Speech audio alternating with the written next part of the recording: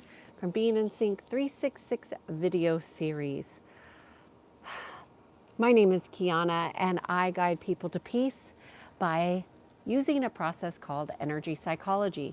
Very much like energy healing, it is about repatterning your energy field so you're more in alignment with your soul and your purpose in this life. Today, I wanted to talk about this process of grieving.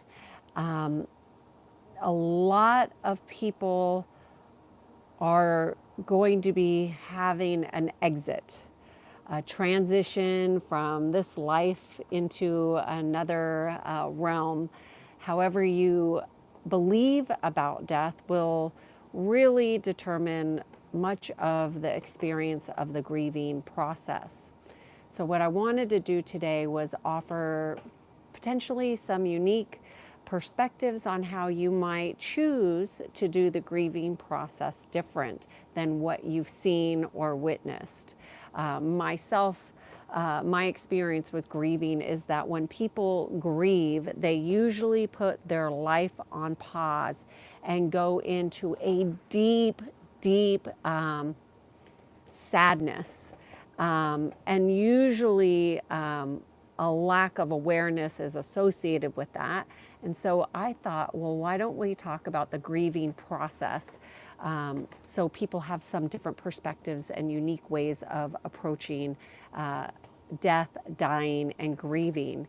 So I want to preface this by saying that, we all grieve differently. Nobody grieves the same way. Hi, Eric. Good to see you. Thanks for being here. It's just you and I right now.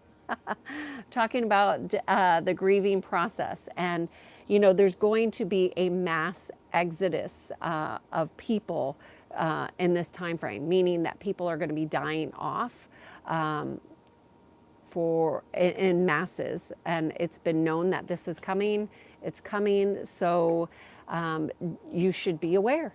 You should be aware of how you want to do grief, death, and dying. So I want to start with grieving. First, I think it's really important to make conscious choices during the grieving process and decide for yourself how you want to grieve, because you don't have to grieve how it's been written in books. You don't have to grieve how people tell you that needs to be done. And there are some people that believe that your life needs to be put on pause in order to grieve. And I don't think that's the point. I think the point of understanding grieving is knowing that there is an ebb and a flow in a life. And when we have an understanding of our beliefs about death, it will change how we choose to live. But when we're unaware and we don't know how we believe about death, which somebody just said this is a depressing topic, it's not a depressing topic. How people grieve has been depressing, sad, lonely, filled with despair. And what I'm offering to you is it doesn't have to be depressing. It can be a conscious choice. How do you make conscious choices about how you grieve? Do you want to be depressed? Are you going to allow yourself to be depressed? Or are you going to feel the feelings that need to be felt and let them transmute without attaching meaning to them? Grieving does not mean it has to be sad and depressing. What would happen if you choose to honor the life of the person that you are grieving? How would you choose to honor them with living more fully, living more consciously? What is something you'd want to do? Do you need to write them a poem? Do you need to post something publicly? Do you need to go to the beach and say a prayer? I mean, everybody honors differently, and I think it's very important that you find a way to honor the relationship in which you are mourning or grieving, especially obviously if it's having a big impact on you. You'll want to find a way to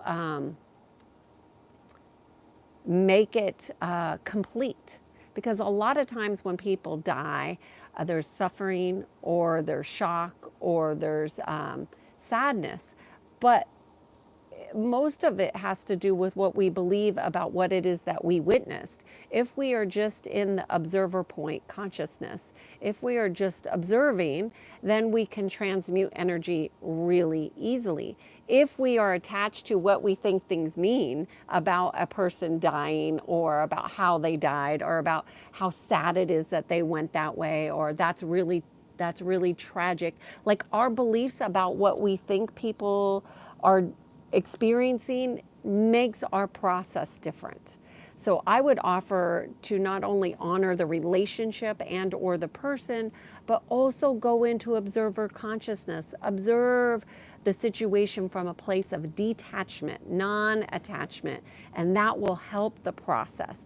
When we have attachments to what we think the person is or was, or what they could have done or should have done, oh, they died too young, and there's a lot of people that are dying young. I just knew somebody that died very, very young. My father died very young. People die young. People have their own soul journey, of which we know nothing about unless we're reading their soul scripts, which most people can't do.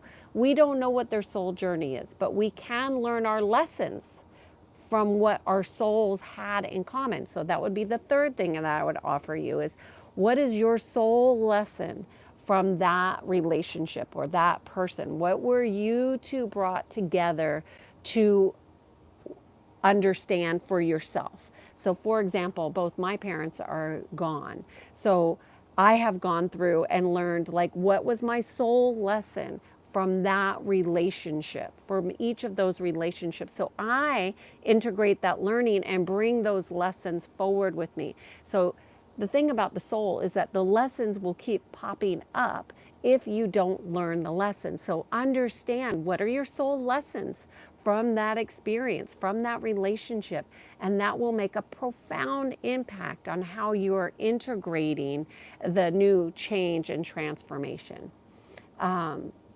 So those 3 or 4 things that you could do consciously that might help you really consciously grieve differently. I remember distinctly when my mother passed, I had another girlfriend and her father had passed, and she consciously chose to put her life on pause for an entire year. She's like, I'm just not going to live, and I'm just going to spend the next year in mourning. And that was her choice. And I said, hell no, I'm not doing that. I'm going to live more fully. I'm going to honor my mother by living my fullest life. And that's what I've chosen to do. I ended up meeting my husband, obviously, getting engaged, getting married, having, a lovely life. She didn't choose to do that, and she really took a couple years to mourn. And that's a conscious choice. So what I'm offering you all is, you don't have to do it how you've seen it. See what people are doing and decide, is that really what you want to do? And when you bring conscious choices into the process, it changes everything. So I'm just going to see if there's any questions here. I personally don't think it's a depressing topic. I think it can be depressing if you choose to look at it that way. So I'm going to see. Seeing if there's any questions. Jeffrey Gold says, I talked to about Alan Watts. Do you know his teacher? No, I did not know his teacher at all. I've never heard that, Jeffrey. I'm going to have to look that up. Thank you for sharing that, Jeffrey Gold. I did not know that. We were talking about Alan Watts yesterday and how much I just really enjoy listening to him. But I never even considered or thought to go to his teacher. Because, Alan Watts is a lot more, he's English speaking. He doesn't have, he was just more common. In fact, I had 3 girlfriends and we would listen to all of his stuff and then we would talk about it. I'm a nerd. I'm a nerd at heart. When I was younger, I was in a brain club. Like, I love understanding and learning and integrating and knowing different ways of doing things. And so I'm going to have to look that up. I've never even heard that name. I don't think I could do that on the same time I'm on here. So I'll look it up another time. Thank you so much for that. Any questions about grieving and choosing to do grief differently? I know there's a bit of a time delay on this. If not, that's okay. I know the topic is not something that most people want to talk about, but I think it's an important topic to bring another perspective, because I think when people see the options about grieving, they are quite depressing. That's why I'm offering a different perspective on how to look at it. Have I come across the dual process model? No. I have not heard of that model, so I can't speak to it. I don't practice. I'm not a practicing therapist. I'm not a psychologist. I do. Sorry, somebody says I look a lot like a Kardashian. That is a first. Obviously, you're making a joke. Okay, so I don't see any comments here on the grieving process. I'm trying to think if I can think of anything that would be most helpful. I think the most helpful aspect is to consciously choose something to honor the relationship. And the second most powerful aspect would be to learn your soul lessons, which takes a deep dive. It takes a lot of presence, but it's worth it. So I would encourage that.